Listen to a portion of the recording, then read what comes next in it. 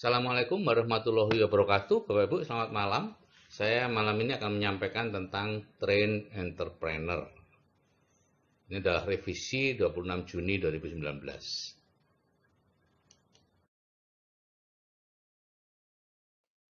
Nah, ada 3 pilihan kita menjalani hidup Bapak Ibu. Yang pertama adalah bekerja sementara, ada yang 2-5 tahun, ada yang 10-15 tahun. Setelah itu pensiun kaya dan makmur sampai akhir hayat. Yang kedua adalah bekerja mencari nafkah seperti biasa 30-40 tahun, setelah itu pensiun tanda tanya. Ya. Dan yang ketiga adalah bekerja mencari nafkah sampai akhir hayat. Ada yang di satu bidang pekerjaan seperti dokter, notaris, pengacara dan lain-lain. Ada yang di berbagai bidang pekerjaan seperti tentara, setelah pensiun jadi satpam, kemudian menjadi petani. Nah, dari 3 pilihan tadi, mana yang paling enak Bapak Ibu? Tentu yang nomor satu ya secara logika ya. Cuman problemnya adalah yang nomor satu itu tidak pernah nampak. Tidak ada di sekitar kita. Gitu ya. Saya baru mengenal nomor satu itu menjelang usia 50 tahun. Ya. Kalau ada ya saya sudah pilih sejak lama Bapak Ibu. Cuman tidak ada. Dan Bapak Ibu mungkin belum pernah mengenalnya juga. Nah, yang paling tidak enak mana? Tentu nomor 3 ya, seperti saya itu ya. Bekerja mencari nafkah sampai akhir hayat. Ya. Cuman masalahnya yang nomor 2 itu kadang-kadang menganggap yang nomor 3 itu enak. Karena yang nomor 2 takut dengan pensiun. Jadi mereka berpikir bekerja mencari nafkah sampai akhir hayat itulah yang paling enak. Ya. Tapi bagaimanapun juga nomor satulah yang paling enak yaitu bekerja sementara, pensiun kaya dan makmur. Dan itulah yang akan saya ajak Bapak Ibu untuk menjalaninya ya, melalui CFS dan MSO.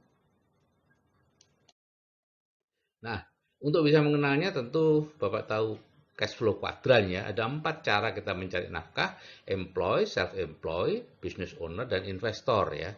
Employ dan self-employ itu dikenal sebagai kuadran kiri, active income, hasilnya stres gitu ya.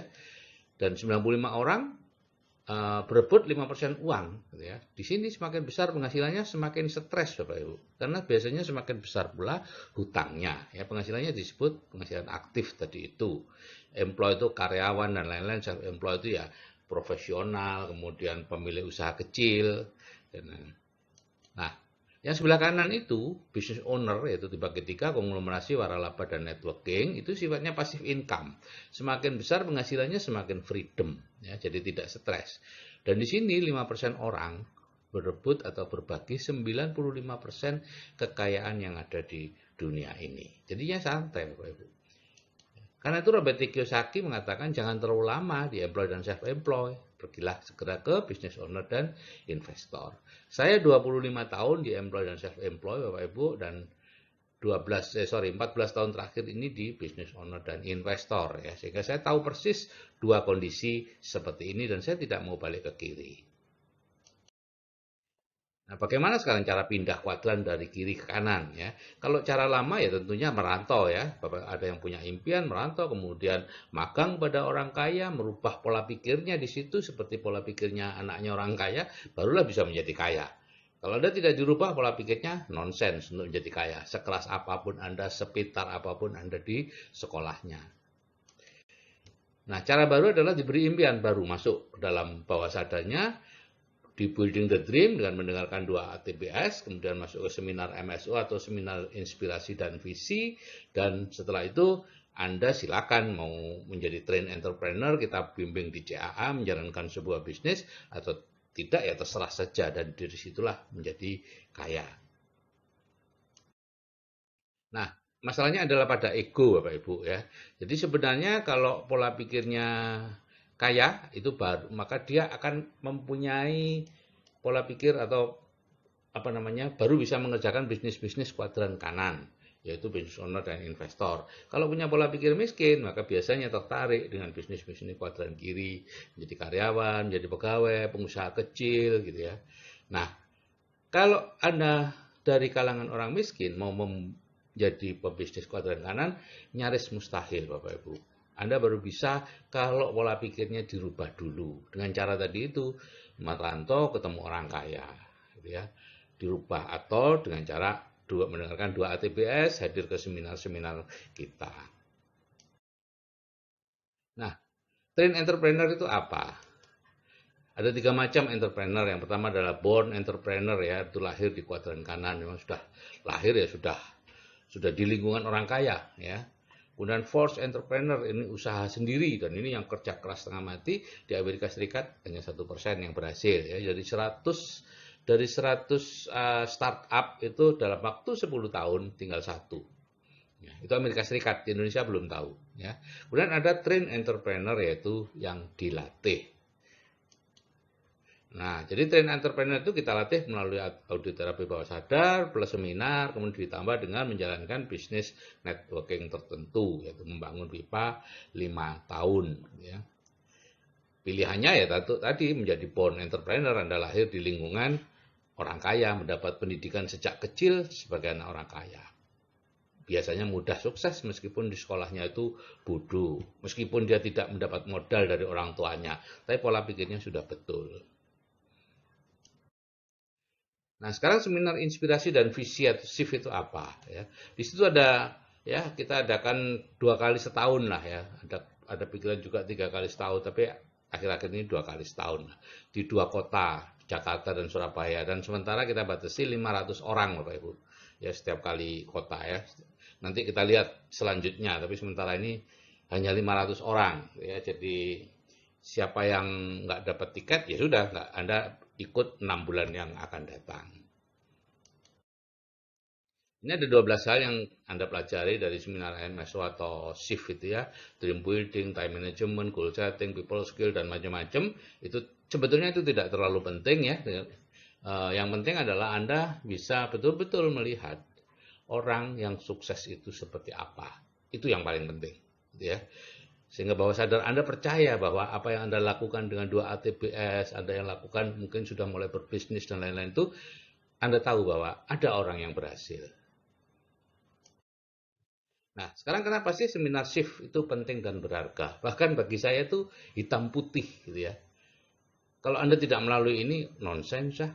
Kita itu manusia lemah, Bapak Ibu, gitu ya. Kita itu terlalu dipengaruhi atau bukan kita dikendalikan oleh bawah sadar kita. 90% gerak kita itu dikendalikan oleh bawah sadar.